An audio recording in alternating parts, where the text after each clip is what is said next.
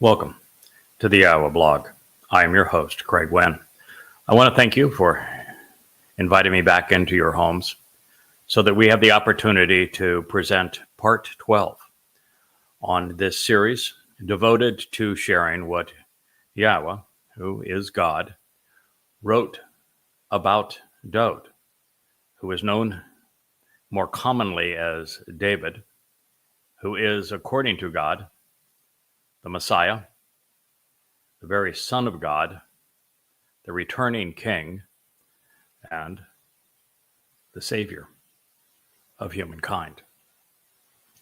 This is the most extraordinary song ever written, not only because the lyrics were scribed by the Creator God of the universe, which puts it in a unique category by itself, but because in this one song, man's religions are destroyed. Yahweh is reintroduced to us, and the collaboration that Yahweh engaged with on behalf of his people, Yisrael and Yehudim, through his beloved son, Dowd David, is explained.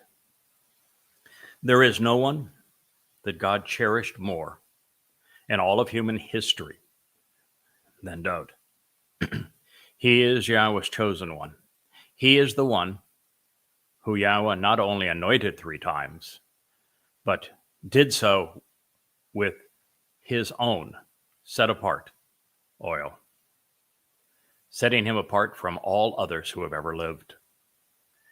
He is the one man that Yahweh said on 3 occasions, "He is my son, I am his father." It is Dowd's throne, his seat of honor, that will be established forever.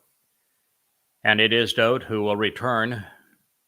Well, he's returning for the second time. He has already lived 2 exemplary lives and will soon live a third. Dowd's initial life sits right in the center of Yahweh's timeline with humankind.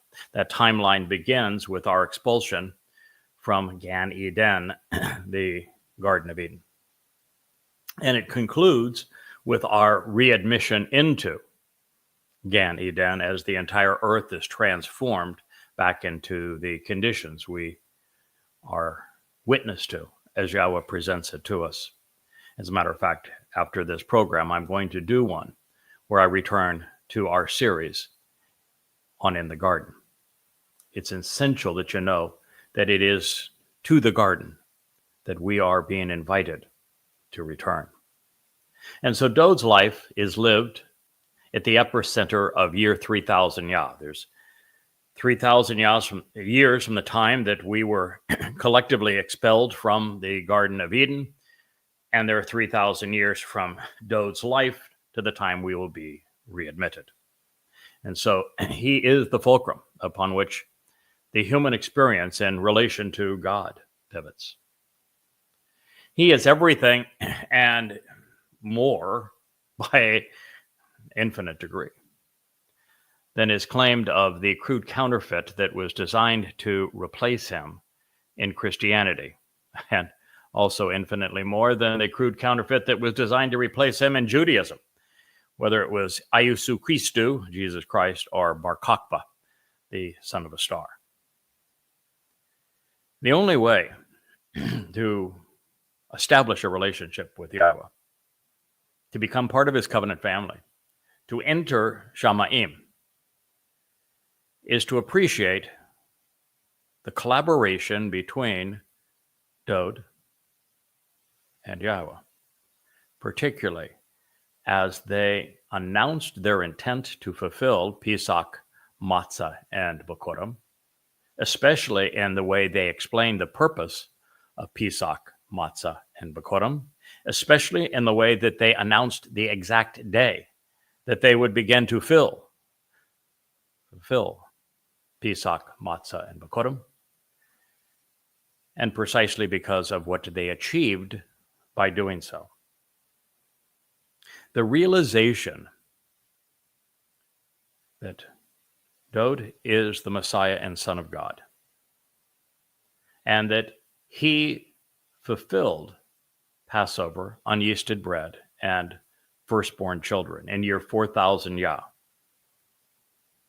And that by doing so, he opened the doorway to heaven, made it possible for us to live forever on Pesach by serving as the Zeroah, the sacrificial lamb.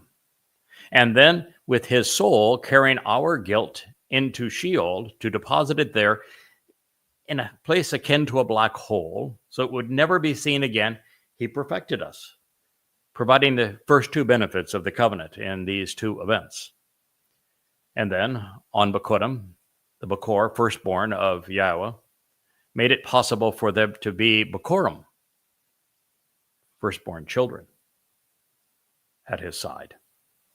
And as a result, God is able to enrich and empower us, thereby enabling all five benefits of the Bereth covenant. This realization that Dowd David is all of these things, the most prolific of the prophets, the most extraordinary defender of his people, the shepherd of his flock, Yahweh's chosen Messiah, our former and future king,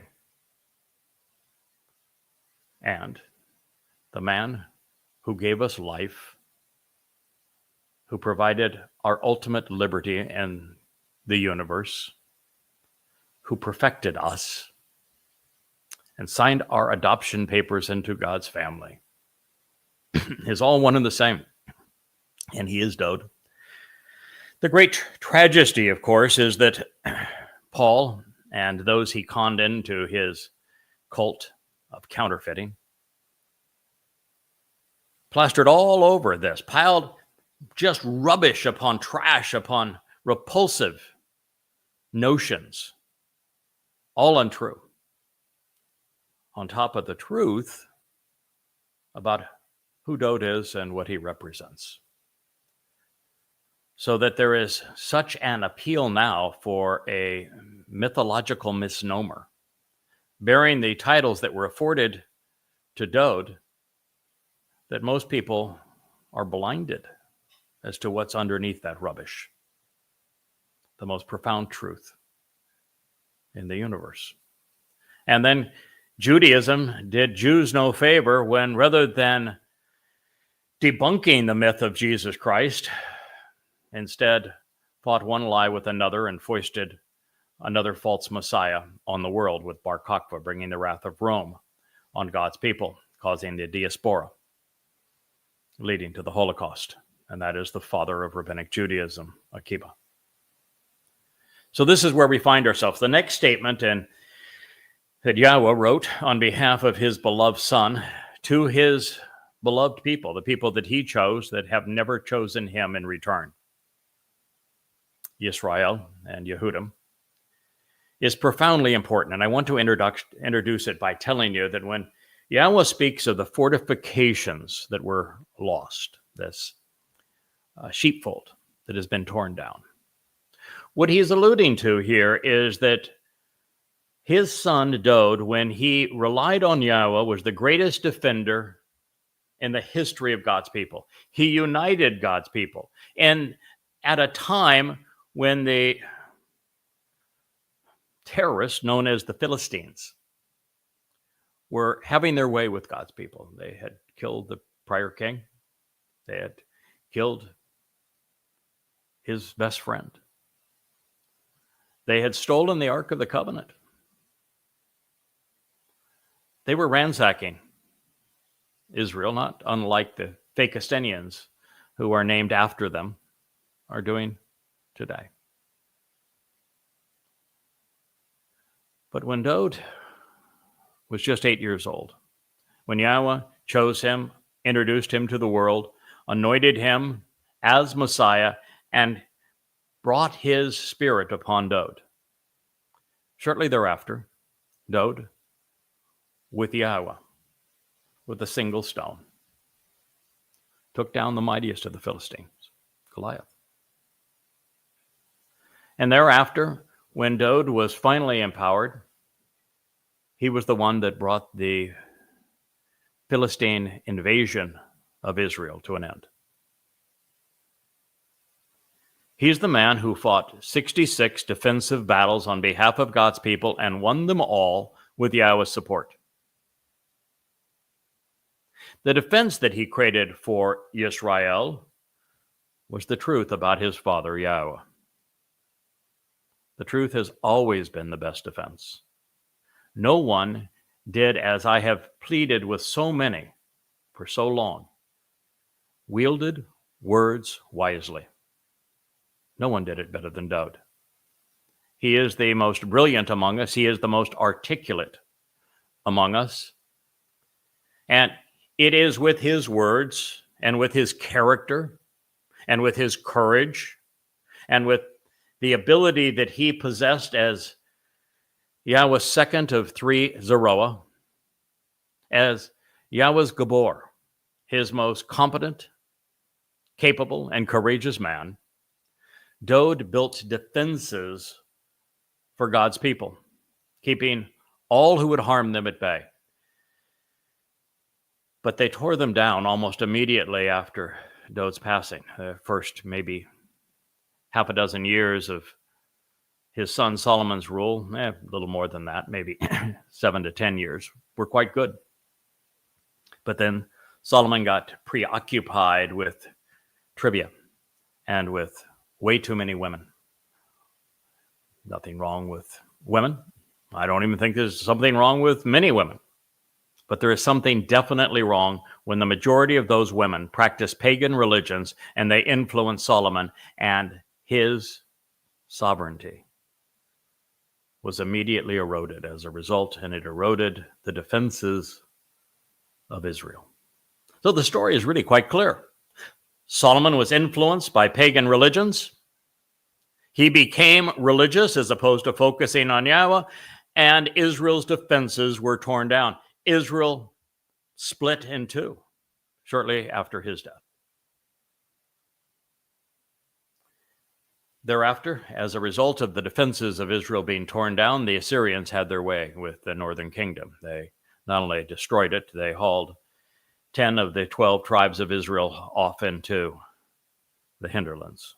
They're called lost. They're really not lost. They're, unfortunately, though, they were brought into Islamic countries, and unfortunately, many of them moved to Yathrib, outside of, or what became Medina, not very far from Petra, which is where Muhammad grew up. And when Muhammad went to Yathrib,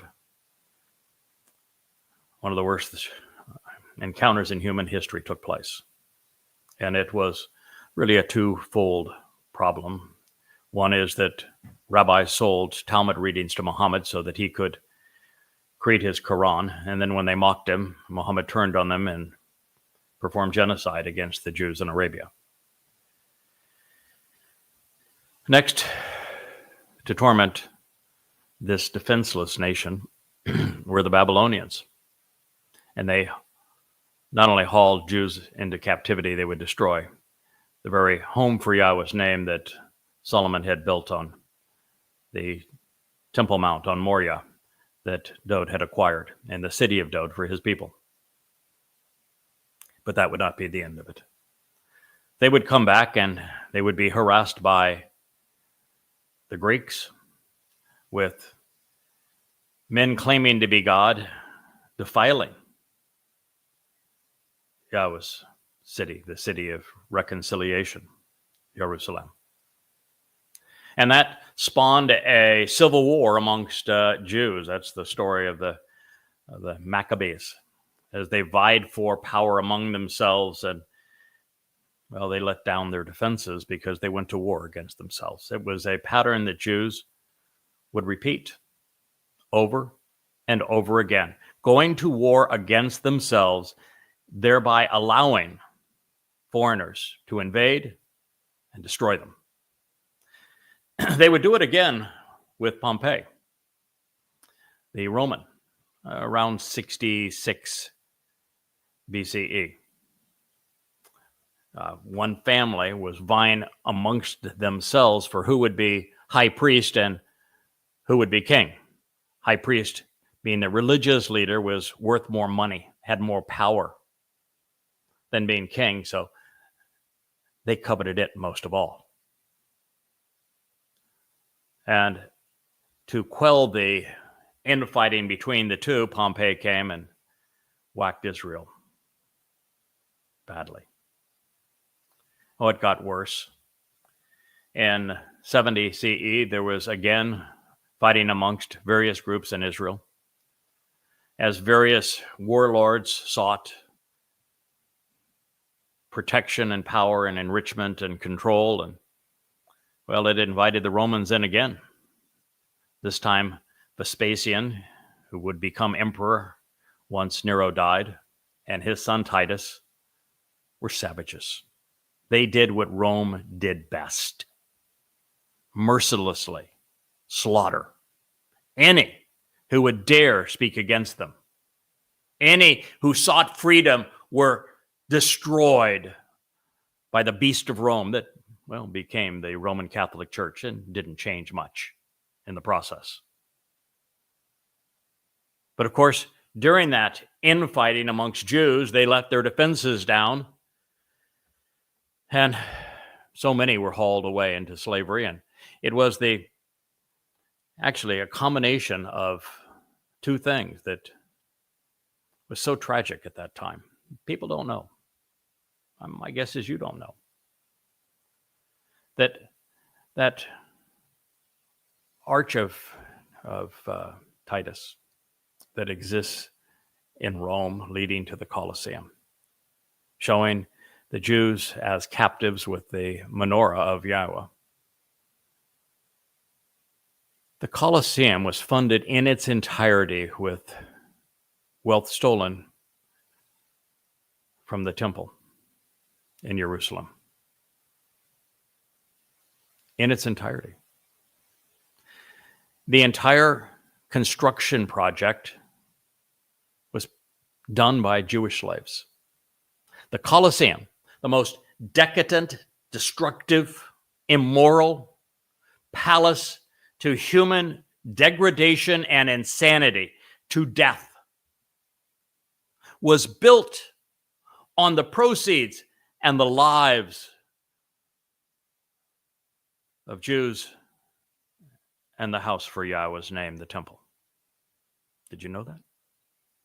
And that after that occurred, for their amusement, the Jews who built the Colosseum were used as fodder for animals to rip apart, for gladiators to dice into pieces. Did you know that Rome was that despicable? The ultimate, well, second ultimate beast, but only if you don't equate imperial Rome with the Roman Catholic Church. But it would happen again. Jews started infighting again. This time it was because this ridiculous cult that was established by Paul, who then convinced others to collaborate with him and began writing these letters and making these speeches as a Roman, while also Jewish, claiming to be a rabbi, that there had been an Iusus Christou, and he afforded all of Dowd's attributes to him, claiming that Dowd was in his grave and dead, so that all the promises that had been made to Dowd David magically were afforded to his Iusus Christou, a complete myth, someone who never lived. And the rabbis, rather than saying, wait a minute, why don't you read the 89th Mizmor, which is what we're doing? Why don't you read the 22nd Psalm, which we will do on this program? Why don't you read the 88th? Why don't you read Yeshaya, Isaiah 53? Why don't you read 2 Samuel 7? Why don't you listen to what Yahweh, who just happens to be God, had to say about Dowd and the fact that he is the Messiah, he is the Son of God, he is our Savior? Or open the 9th chapter of Daniel where Gabriel is God's most competent and courageous man. He's identified as a man. He is Dowd, came to Daniel and said, "This is what I am going to do." The Messiah explained what the Messiah would fulfill and gave the exact date that he would enter Jerusalem to do it, and the rabbis knew it. And rather than acknowledging these things and say, wait a minute, you are usurping all that God said and stealing all that God said about his beloved son. You're a bunch of liars. Rather than having the courage to do that, rather than having the morality to do that, Rabbi Akiva decided he would fight a lie with a lie and foisted a false Messiah on God's people. And by having Israel torn apart again and vulnerable, Rome came calling again, this time under Hadrian, and destroyed Judea. That is when Hadrian was the one who renamed Judea Palestina, because when he tortured the scholars who were fluent in Hebrew and tortured them by soaking Torah scrolls in kerosene and then lighting them on fire with the scholars inside of them. They tortured people for their amusement.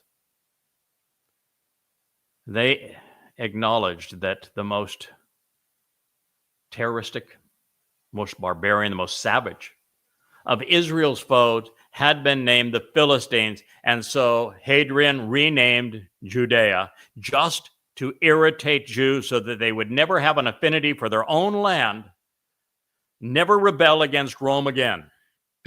Philistina. You did this to yourselves, Israel. Sure, you can't be blamed for Rome, but you invited Rome through your failures, through your infighting, to tear you to ribbons. But that would be the end of it. You continued to be religious. You continued to distance yourself from God. You continued to deny who Dowd represents. And in the diaspora, by having done so, even by creating this ludicrous cult based upon a man who dared call himself the Lord of the good name, Baal Shem Tov. You created this death cult of your own, an Hasidic Judaism in the late 1700s. Why? To irritate God all the more? Then you even blamed God for the Holocaust. When a dogma as ruthless, as totalitarian, as savage, as demonic as the one that is tormenting you now killed 6 million of you. Are you beginning to see a pattern here? And then look at today. You are a house divided. You have progressives screaming all sorts of nonsense, and you have the Haredim as nothing but disgusting parasites. Bam! And what into the midst of this division did you experience? The onslaught of Islam, raping your daughters, torturing your children, abducting your women, murdering your sons. And even then, you didn't have the good sense to actually face the truth that your enemy was not Hamas. It's not Islamic Jihad.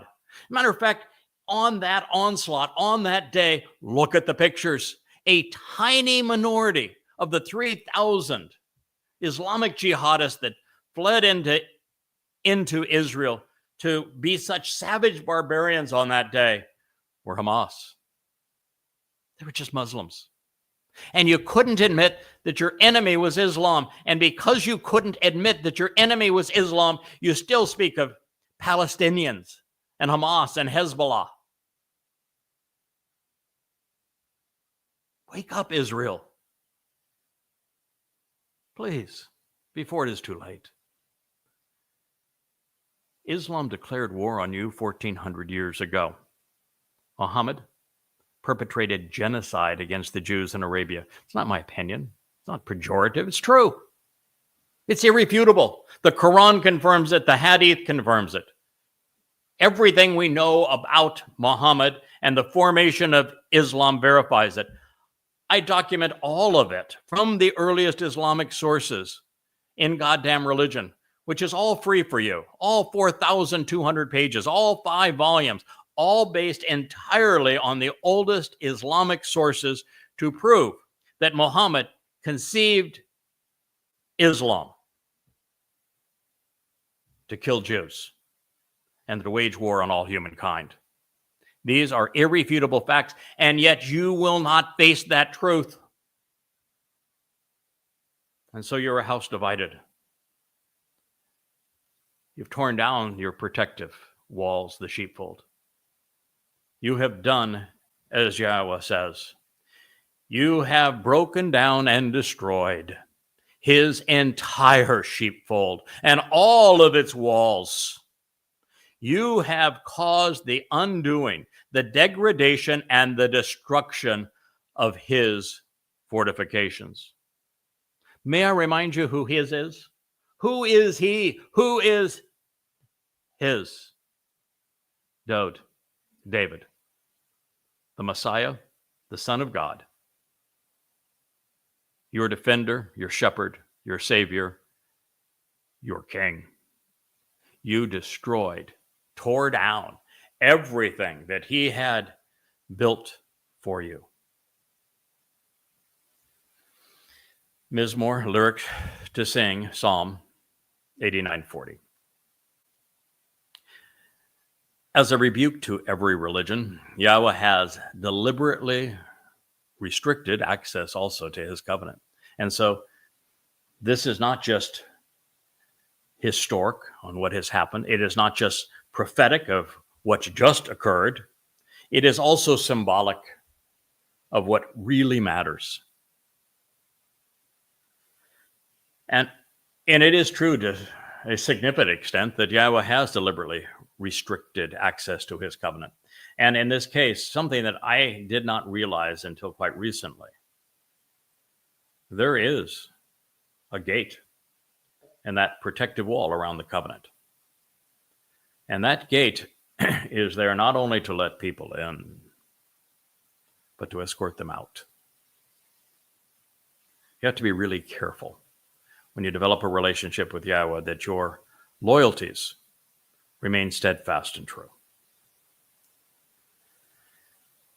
Ignorant or adverse to the 5 instructional terms of the covenant that God set as his conditions for entry, men like Akiba and Paul have sought to annul the Almighty's intent while projecting their own. Let's be blunt.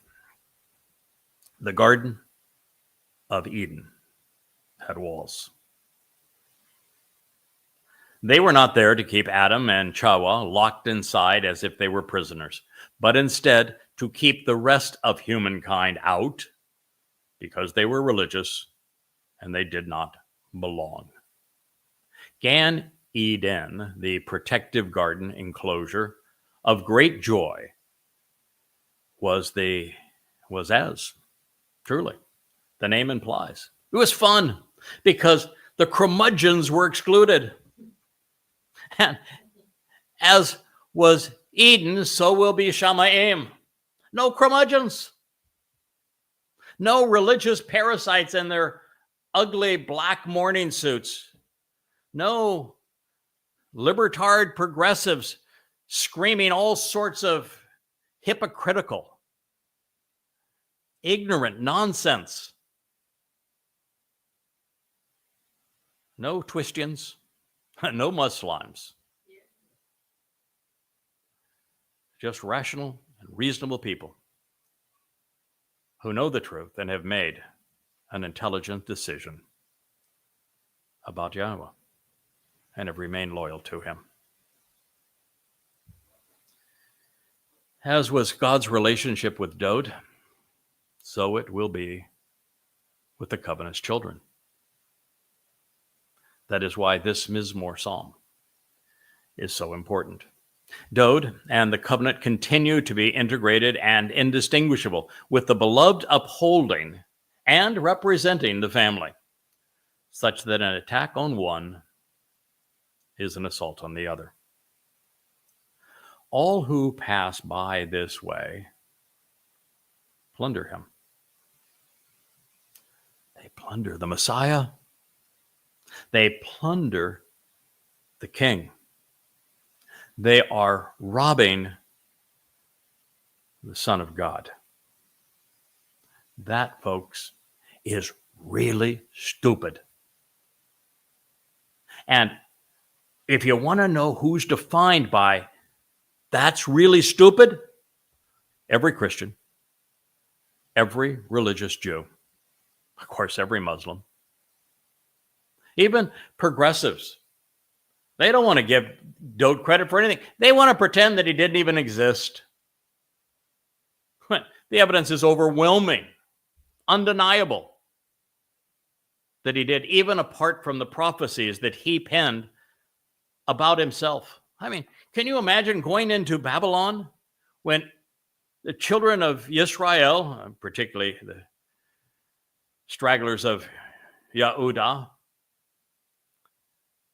were incarcerated there, enslaved there, and he reveals exactly what's going to transpire 6 centuries thereafter. He tells us the exact time that he's going to fulfill Chag Matzah, Pesach Matzah, and Bakurim.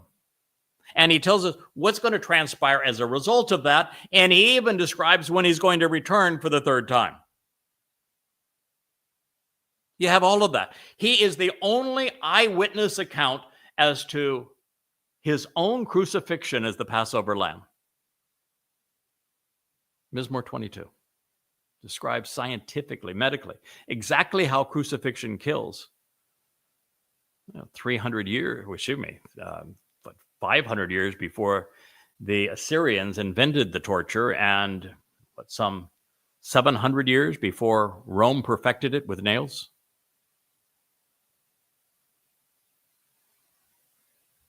Yes, Dowd proves that he was a prophet and that his Mizmor psalms can be trusted because they're filled with prophecy.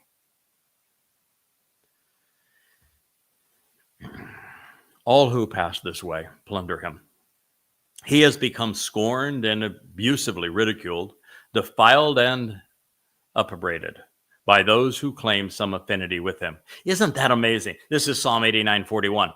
The people who are plundering him, the people who are ridiculing and defiling the reputation of Dowd as the Messiah, Son of God, and our Savior, the returning King, are those who claim some affinity with him. Christianity, Judaism, the political mantra of Israel, even Islam. Well, no, in all fairness, Islam's presentation of Dowd David is as stupid as the rest of the book. I mean, he speaks bird language, and he has a bird army, and he and his son talk to ants, and they have all manner of just unbelievably stupid encounters. And you can't even credit Muhammad and Allah for creativity as it relates to being stupid, because the stupidity actually came from the Talmud. It just twisted a little bit more to make idiocy even more moronic. So, yeah, Dowd, he was Muslim. Probably didn't know that, right? Solomon was another Muslim. Probably didn't know that. Alexander the Great was a Muslim. He was a really special Muslim. Alexander the Great. Oh, yeah. He was an astronaut. I don't know if you know this, but Alexander the Great, according to the Quran, was the first astronaut. He blasted off where the sun goes nighty-night. I probably don't know the sun goes nighty-night, but according to the Quran, it's true. And the sun goes nighty-night, according to the Quran, in a muddy spring. Mm-hmm. Yep. And in that muddy spring where the sun goes nighty-night each night, there are extraterrestrials. And those extraterrestrials, they didn't believe in Allah or Islam. So Alexander the Great set him straight. And then he went to the other side where the sun wakes up in the morning. And there were more extraterrestrials there, but they had a name. They were Gog and Magog. Yes, indeed. And so what Alexander the Great did to prevent the great avalanche and attack, the flooding in of these Gogians and Magogians, he built a wall of lead. Yeah, in space. He built a wall of lead. That's what kept the extraterrestrials from inundating us. We probably don't know these things. These are handy hints that come from the Quran. So, yeah, all three religions claim an affinity for them, and the people of Israel themselves claim an affinity of him by wrapping themselves in what they call the Star of David, not even being aware that David had no star. David was not an astrologist. David was not religious. As a matter of fact, when Yahweh speaks of David, he speaks of him as the sun. Yes, I know the sun is a star, but not in the mindset of anybody that lives here on earth. And he was talking to people who lived here on earth. I mean, maybe David was also an astronaut and was speaking to aliens. I can't tell you for sure. Okay. In all honesty, Israel wraps themselves in a myth of David with this star, which really belongs to Bar Kokhba, a star which grew out of Kabbalah, a star which was used by the Roman Catholic Church and then by the Nazis to subjugate Jews, to denigrate them, to isolate them, to kill them. And Jews took this symbol of their degradation and they wrapped themselves in it. And how lost can God's people be? They erased Yahweh's name. They won't even say it. They won't acknowledge their Messiah by name. They won't acknowledge that God said, I have a son, and that we achieved all of these things together. It is total and complete denial. And so whether it's political Israel or religious Israel, Christianity or Islam, the same thing is true. He has become scorned and abusively ridiculed, upbraided by those who claim some affinity with him. God is really smart. And God, when it comes to these predictions, he cheats. Yeah, he cheats. I can tell you that. I've watched him. Do you know how God cheats? Do you know how God gets every one of these prophecies right? Do you think he's just a really lucky picker? What do you think? Or you think he's some cosmic killjoy that's out there pulling levers and saying, I'm going to say this is going to happen, so I'm going to, and suddenly exactly what he predicted happened, so he just told you what he was going to do in the future. Do you think that's how prophecy works? Really? Do you not know? Do you not understand the whole concept of the dimension of time, the nature of light, and how on a photon of light, which is what Yahweh equates himself to, it's the closest thing in our point of realm, our perspective, our understanding that we can understand that would equate to him, that on a photon of light, time is. All time exists simultaneously. That's the reason why when we become as children of the covenant, we are transformed from physical bodies to energy, we can explore the entire universe, because it does not matter if the universe is 96 billion light years across, because to get from one side to the other takes no time, because time simply is. And it doesn't matter what the distance is, doesn't matter what the speed is, so long as time simply is. So this is the nature of Yahweh. Because he existed in time, and because all the fullness of time is on a photon of light, Yahweh is able to tell us specifically what he has witnessed in our future, in our past, because he is not predicting it, he's seen it. And so he can tell us where our choices lead in our past, have it documented in writing, because he's witnessed it. That's the nature of prophecy. And prophecy isn't just in the future, it's also in the past. Yahweh is the only accurate record of creation because, well, he was there. He's the only accurate record of what happened during the regional flood that consumed those living around Noah because, well, he caused it and he was there. He's the only one that can accurately tell us exactly what happened with Abraham and Sarah and present each detail of that story such that the archaeologist Spade verifies it because, well, he was there. So claiming an affinity with David is common. His name appears in the New Testament, the Talmud, the Quran.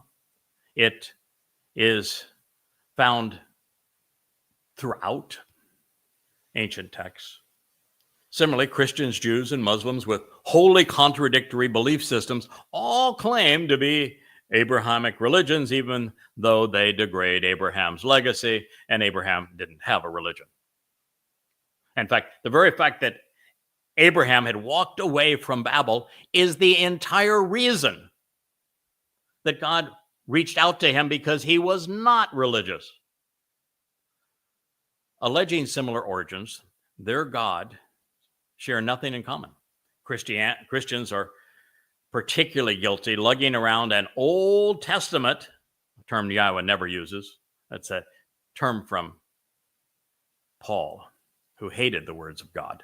Paul is the one who twisted and convoluted everything that he cited from the Torah, prophets, and Psalms to create his mythical story of Iesu Christou and himself as the lone spokesperson so that he could condemn everything that was written by the God who inspired the Torah, prophets, and Psalms. While at the same time claiming that he was inspired by him. That is a bit of magic, I will tell you that for sure. Can you imagine being so foolish you would believe a religion where the leader of that religion, the one that wrote the first 14 books of that religion, long before the Gospels were written, Paul's 14 letters were distributed, and the Gospels were written to corroborate Paul's letters, not the other way around. And he came up with this idea. I mean, this is really insane, that he was the lone authorized agent for the God he constantly contradicted. That's the essence of Christianity. Whether or not you want to deal with reality or not, that is the essence of the religion. People are so irrational. Even today, people will do the same thing. And if you do what Paul did, which is you take snippets of truth, you twist it to serve your agenda, and you feed it up to them, they'll slurp it on down, and they'll believe you. That's just stunningly amazing. Anyway, he would claim that the Old Testament, with its tribute to Dowd, somehow that all of that didn't apply to Dowd at all. It applied to his Iesu Christou. But in this very statement, Yahweh, who said that Dowd was his son, that Dowd was the Messiah, that Dowd was the savior of humankind, serving as the Zeroah, the sacrificial lamb, was the sum and total. The man through whom he worked with, the man through whom he enabled all of the covenant benefits. And he says, if this isn't true, you can call me a liar. Poof. Gone. Nothing left of Christianity. And from the very book that they lug around with them. Nothing left of Judaism. From the very Tanakh they claim they're God inspired. Nothing left of that mess that is called Islam, because their entire book is plagiarized based upon a bastardized renderings of the Talmud, which was arguments rabbis had against Yahweh's revelations. So they will claim an affinity for the boy who slew the giant and who sang the 23rd Psalm, not knowing that it is Yahweh for whose name's sake the song was written and the stone was hurled. That, of course, and that they blame Jews for all of their problems, even the death of their God, they must deny that he was the most Yahud of all men. Even in the Quran, there is an entire surah devoted to Dowd. The only problem is that this impostor was a Muslim and he worshipped Allah before Allah's name was even invented, before, 1,600 years after Dowd's initial life. Almost 600 years after Dowd's second life, where all evidence, 100% of it, is to the contrary.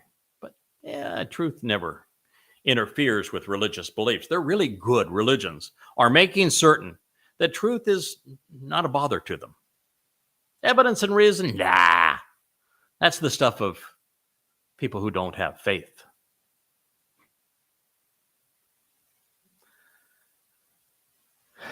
Confronted with the Dead Sea Scrolls, which demonstrate otherwise, these parchments memorializing this psalm and so many others. In fact, there are more scroll fragments and just breadth of material from Dowd's psalms than anything else found of the Dead Sea Scrolls.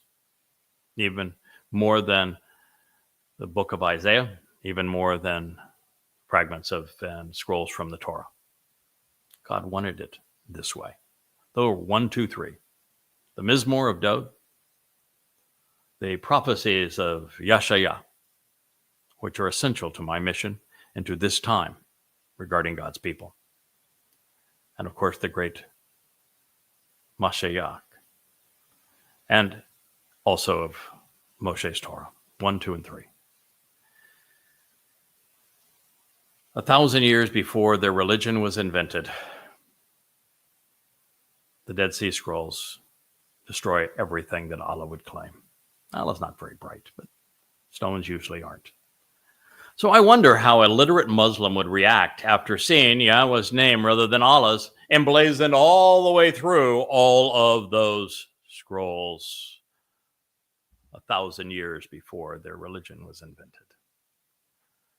Many of those who passed this way ransacked the covenant, ridiculing everything Dowd represents by taking it from him and giving it to themselves or others. They jeopardized countless lives by falsely claiming affinity with either David or that covenant. Christians have a new covenant, even though there's no mention of anything even remotely related to a new covenant. And Yahweh says he has one of them. And even when he comes to reaffirm it, he's going to reaffirm it by writing his Torah inside of us. Of course, Islam would like to claim covenant, but they don't even know how to write the word. And the only covenant that Allah ever had is a covenant of death with the pledge to wage war against all humankind, with extra bonus points for killing Jews. That's not exactly the covenant that Yahweh enabled through the foremost of all Jews, Dowd. Today, we know them as practitioners of Judaism, Christianity, and Islam. What? Wait a minute, why would you include Judaism? Because if you go to Shabat, for example, which is the clearinghouse for all propaganda on Judaism, you will find that the covenant isn't between Yahweh and Yehudim. No, it's not between Yahweh and those who have chosen to be part of his family. Nope. I won't even mention Yahweh's name. It isn't something that Yahweh enabled through his son Dowd, which is what he said here in this Mizmor. No. The covenant is a covenant with their religion, Judaism. Now, I would like you to find the affirmation of that somewhere in the Torah, prophets, and Psalms. I'll give you, well, not just all day. I'll give you all eternity. Well, you won't have all eternity because if you're religious and you think that's true, your days are numbered. You have 8 years and 8 months at the very best. And then you're going to be gone because there are no curmudgeons in the garden. Now, speaking of the religious, whether they are pilgrims or refugees, crusaders or jihadists, God says, you have lifted up and exalted the upper hand of his foes, Dowd's foes, the Messiah's foes, your Savior's foes, the returning King's foes, and adversaries, especially those who try to constrain and limit him. Islam, Christianity, Judaism, and even progressive libertards of socialist secular humanism who control academia, who won't even call it the city of Dowd because they want to give it to Muslims. They won't even acknowledge that the Temple Mount was acquired by Dowd because they want to give it to Allah so he can Allahu Akbar, claim that he is greater than Yahweh with his trophies that still stand on the Temple Mount. You have given the upper hand to his foes by doing these things, by limiting him. You have caused all who demonstrate animosity and rancor towards him to be delighted. Israel, you have foregone the covenant with Dowd, with Yahweh. You have foregone the fortifications that they have provided to you. You have done all of this to yourself, and you're reaping the consequence. So what do you suppose is the answer? God has made his point. He, as you'd expect of any loving father, is angry. He is annoyed by what those who falsely claim to speak for him have done to denigrate his son and diminish all that was accomplished through him. It was Jews who gave the upper hand to those who would later seek to destroy them. The foremost toxic belief systems were all founded and abetted by Jews. Judaism, Christianity, Islam, and socialism, which is now called progressivism. There, 4 for 4. Nice job, boys. Suicide. Isn't that what it is? When you kill yourself, and yet you've done this to yourself. By their failure to acknowledge. And what's amazing here, before I go on, I stand for you. I speak for you. I'm going to lay down my life for you. I have risked my life up to this point for you. I have devoted the last 23 years of my life to reintroducing you to Yahweh, to reacquainting you with David, to sharing with you what Yahweh actually conveyed about his Torah, his Bereth covenant, his Mikra invitations to be called out and meet. I've devoted my life to you. And so I'm not speaking as your foe. I am speaking for Yahweh, who wants you to know what you have done to yourself so that you can get out of yourself and recognize that Yahweh is God, that Moshe revealed the Torah to teach you what you needed to know, that Dowd fulfilled the very mikra that Moshe introduced so that you could be part of Yahweh's family, and that I am here to bring all of that to your attention. We are the three Zeroah. Now, by their failure to acknowledge that Dowd was the Messiah and Son of God, and that he returned to fulfill Pesach, Matzah, and Bikurim as predicted, Yehudim opened the door for Christianity. Through their denials, they helped justify replacement foolology.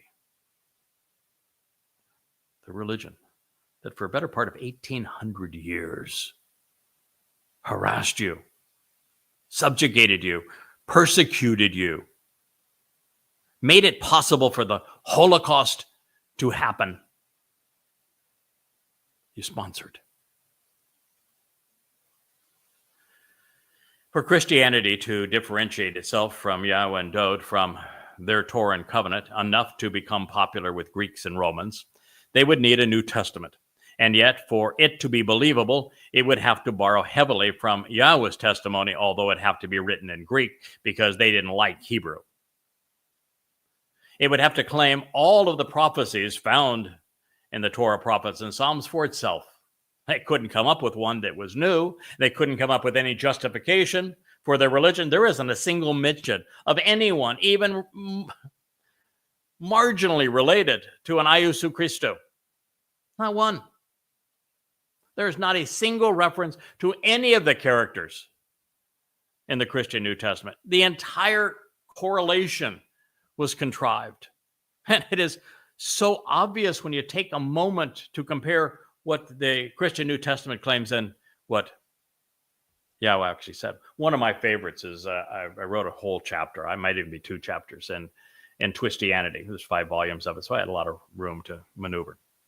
And Peter gets up very early in Acts. I think it's the 2nd chapter of Acts. And he is saying that what really is Shabuah, he calls it Pentecost for 50, was being fulfilled in their midst at that time.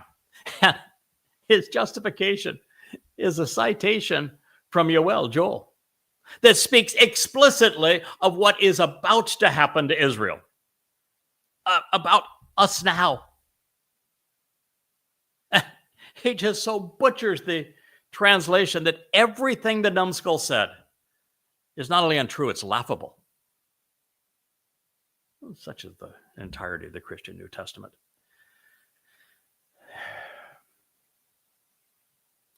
Therefore, the new religion proposed that it was authorized by the same God and justified by the same prophets and prophecies. But how is that possible when one outcome is entirely contradictory with the other? Oh, well, as I told you, evidence and reason don't bother the faithful. The answer for Christianity became replacement foolology. You may have heard of it as replacement theology, but there's no theo in the foolology, so I've just made the term more accurate. This sleight of hand wasn't simply about assigning the blessings and promises offered by God for Jews to Gentiles who seek their eradication.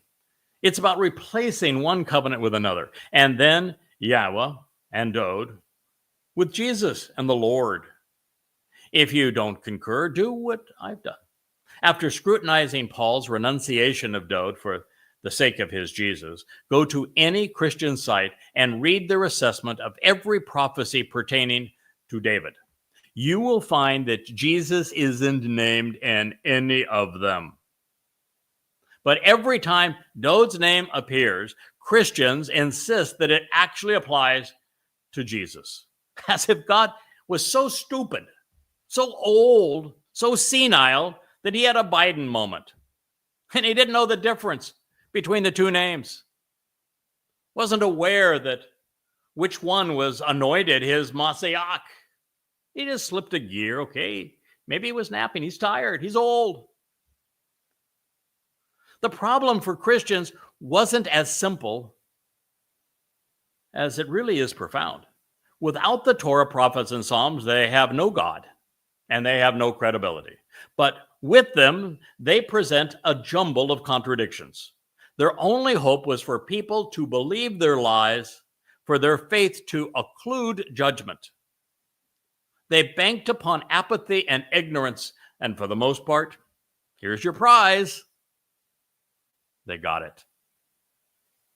I was the first person in almost 2,000 years to juxtapose the authors of the Christian New Testament's writings from the oldest sources against what Yahowah actually says as retained in the oldest sources. First one ever. And systematically, over the course of 5 volumes, each averaging about 700 pages, these aren't exactly short, I demonstrated that everything that's in the Christian New Testament is a lie. Why wasn't it done before? Did no one know Yahowah? Did anyone care about Yahowah? Did no one know Dowd? Did anyone care about Dowd? Did anyone go to the trouble to say, wait a minute? No, in fact, I can tell you the answer because no one ever had. To say that Iesous Christou, that Jesus Christ fellow, never existed. It's not that he was misnamed as so many claimed Iesous or some variation of it. Yoshu. It's that he never existed. He is nothing but a crude counterfeit of Dowd, mixed in with a whole lot of Dionysus and Odysseus. It is a paper-thin lie, the entire religion.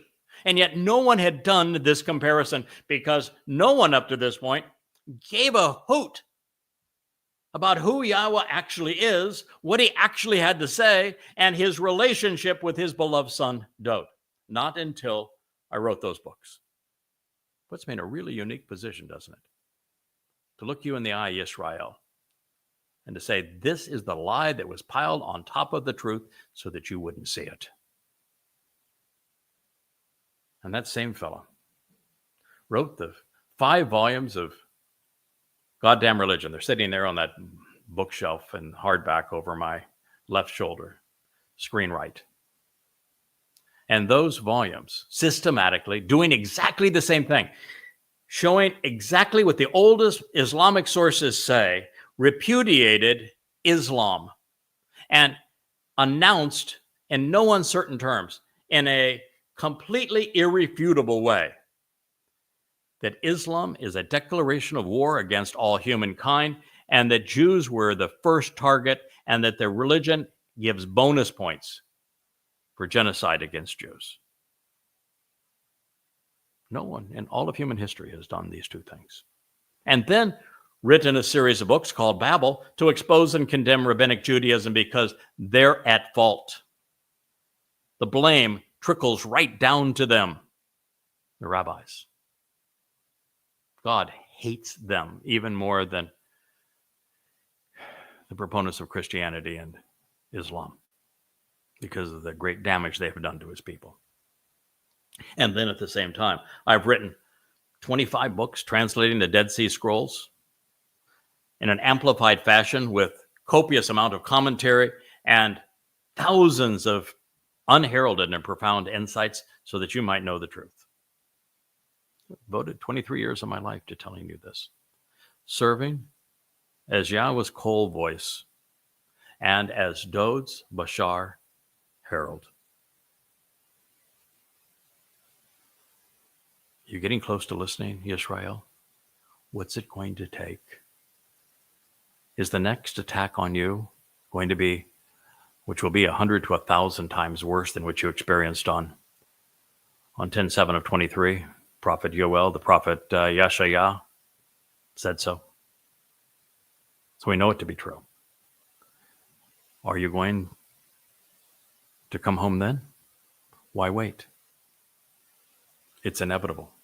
Remember, Yahweh's not predicting the future through his prophets. He's witnessed it. What I'm telling you is going to happen will happen.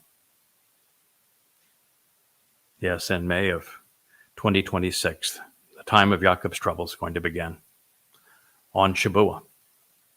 And it's going to end on Towrah in year 6,000 Yah, 7 years later,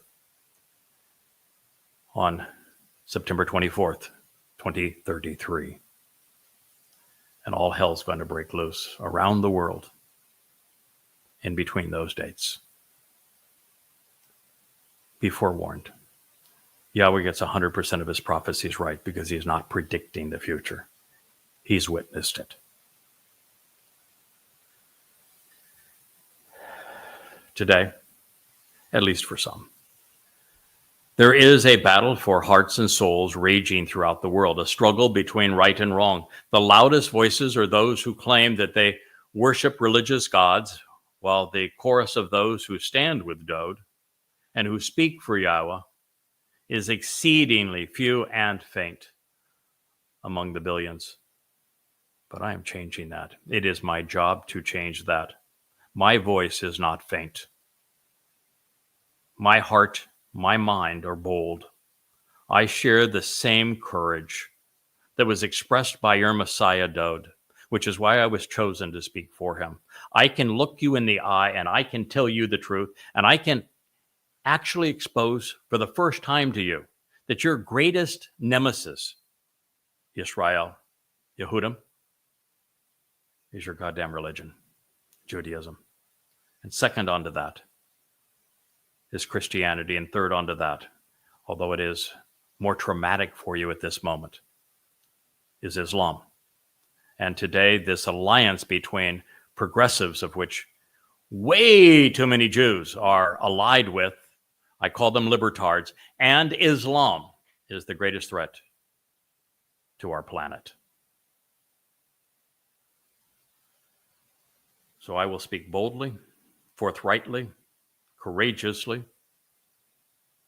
to you, as I know more about Yahweh.